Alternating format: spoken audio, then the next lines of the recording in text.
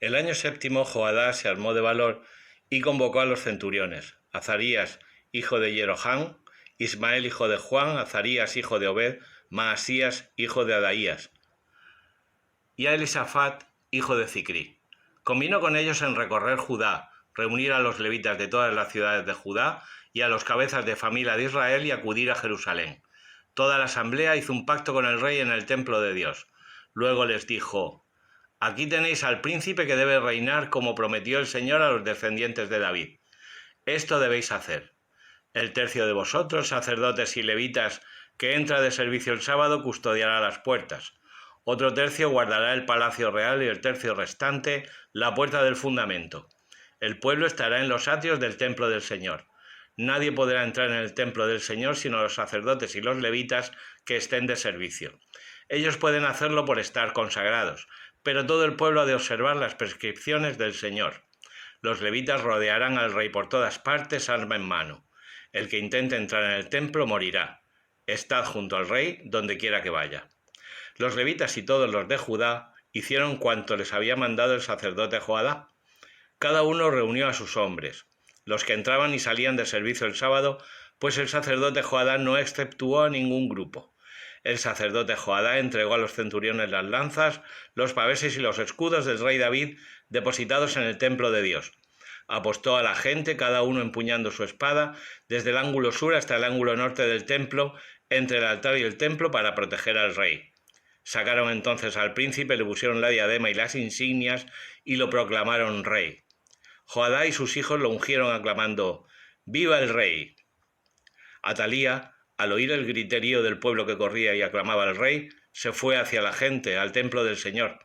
Miró y vio al rey en pie sobre el estrado junto a la entrada, a los jefes y a los trompeteros cerca del rey, y a toda la población jubilosa tocando trompetas y a los cantores acompañando los cánticos de acción de gracias con sus instrumentos musicales. Atalía se rasgó las vestiduras y gritó: ¡Traición! ¡Traición!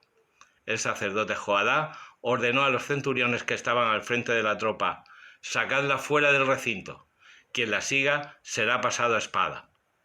El sacerdote pensaba que no debía ser ejecutada en el templo del Señor.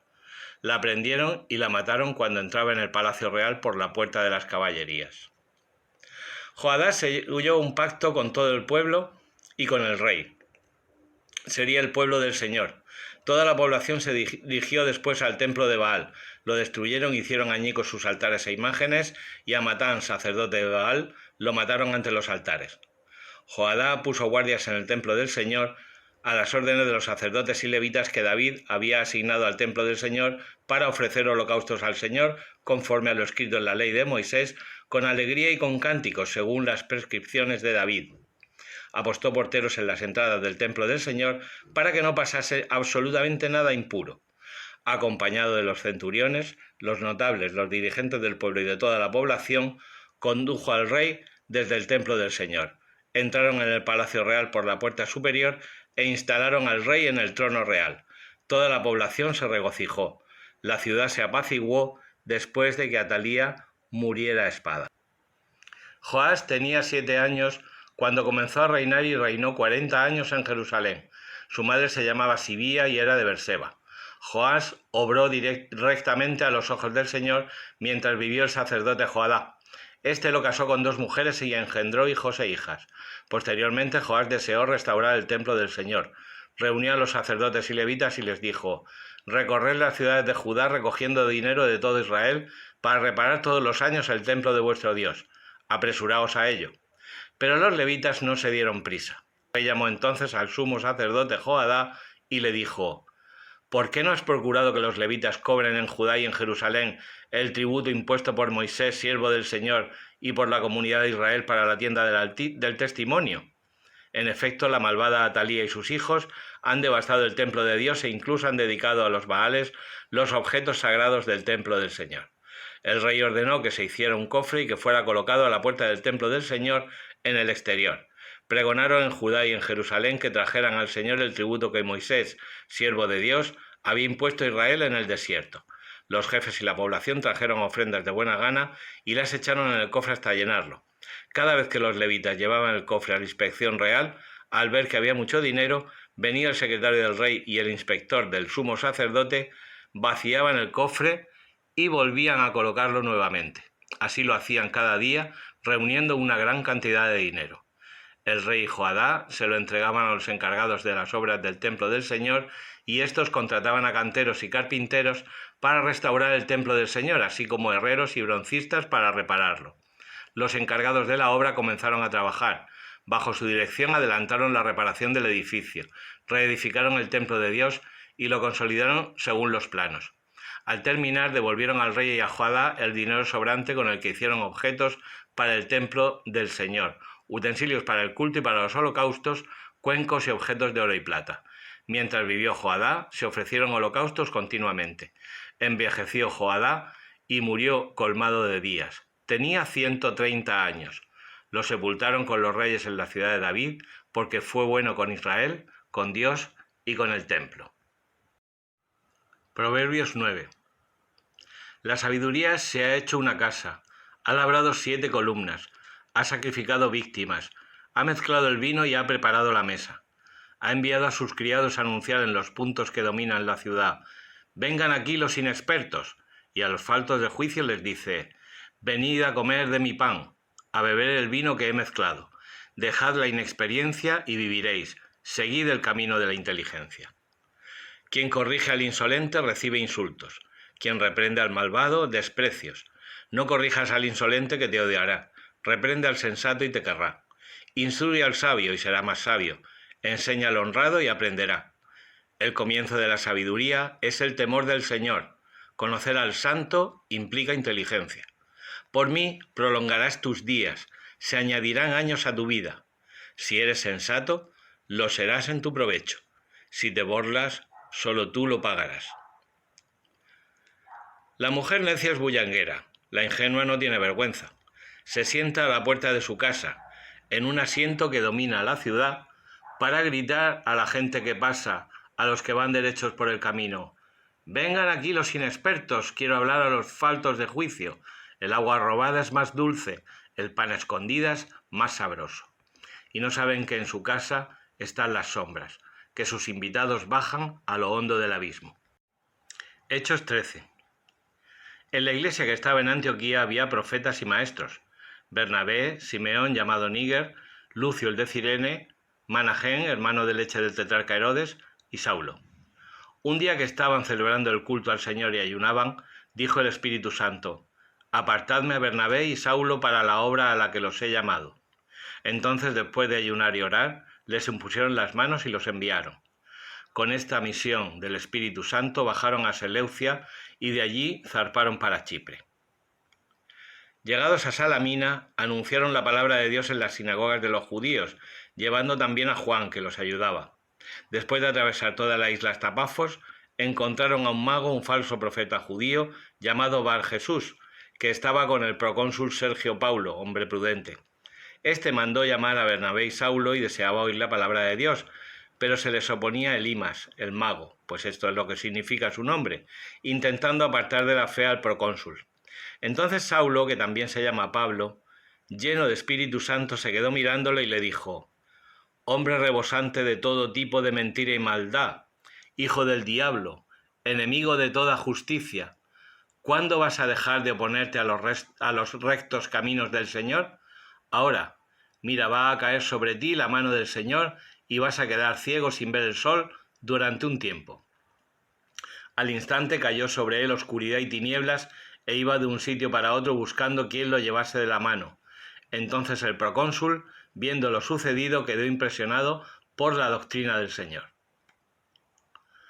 Pablo y sus compañeros se hicieron a la mar en Pafos y llegaron a Perge de Panfilia. Juan los dejó y se volvió a Jerusalén. Ellos, en cambio, continuaron y desde Perge llegaron a Antioquía de Pisidia. El sábado entraron en la sinagoga y tomaron asiento.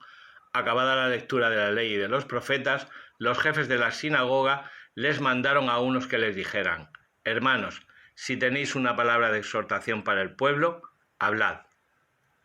Pablo se puso en pie y, haciendo seña con la mano de que se callaran, dijo: israelitas y los que teméis a Dios, escuchad. El Dios de este pueblo, Israel, eligió a nuestros padres y multiplicó al pueblo cuando vivían como forasteros en Egipto. Los sacó de allí con brazo poderoso. Unos 40 años los cuidó en el desierto, aniquiló 7 naciones en la tierra de Canaán y les dio en herencia su territorio. Todo ello en el espacio de unos 450 años. Luego les dio jueces hasta el profeta Samuel. Después pidieron un rey y Dios les dio a Saúl, hijo de Quis, de la tribu de Benjamín, durante 40 años. Lo depuso y le suscitó como rey a David, en favor del cual dio testimonio diciendo: encontré a David, hijo de Jesé, hombre conforme a mi corazón, que cumplirá todos mis preceptos. Según lo prometido, Dios sacó de su descendencia un Salvador para Israel, Jesús.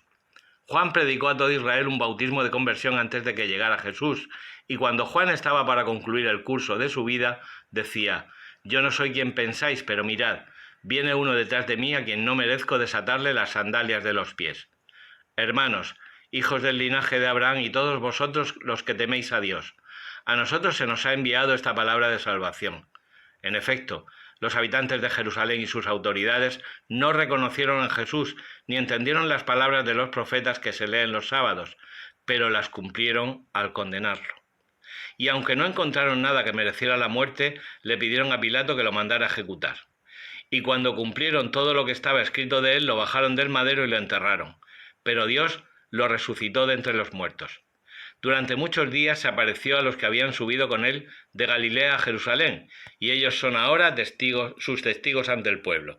También nosotros os anunciamos la buena noticia de que la promesa que Dios hizo a nuestros padres nos la ha cumplido a nosotros, sus hijos, resucitando a Jesús. Así está escrito en el Salmo 2: tú eres mi hijo, yo te he engendrado hoy. Y que lo resucitó de la muerte para nunca volver a la corrupción, lo tiene expresado así: os cumpliré las promesas santas y seguras hechas a David.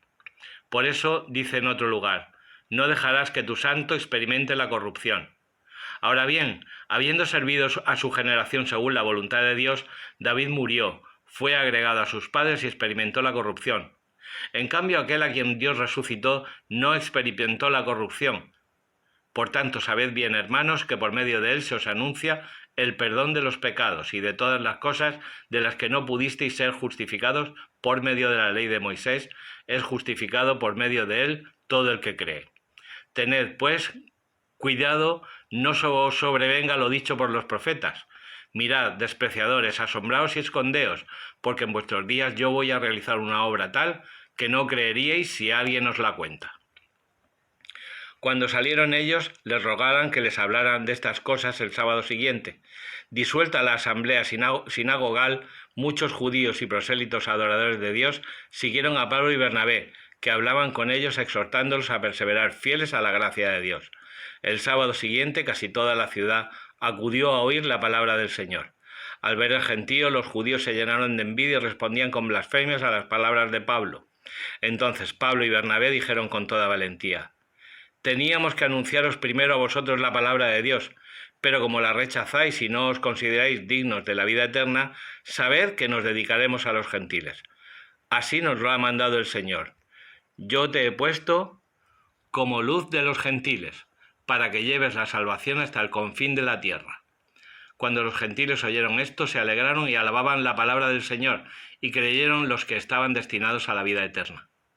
La palabra del Señor se iba difundiendo por toda la región, pero los judíos incitaron a las señoras distinguidas, adoradoras de Dios, y a los principales de la ciudad, provocaron una persecución contra Pablo y Bernabé y los expulsaron de su territorio. Estos sacudieron el polvo de los pies contra ellos y se fueron a Iconio. Los discípulos, por su parte, quedaban llenos de alegría y de Espíritu Santo.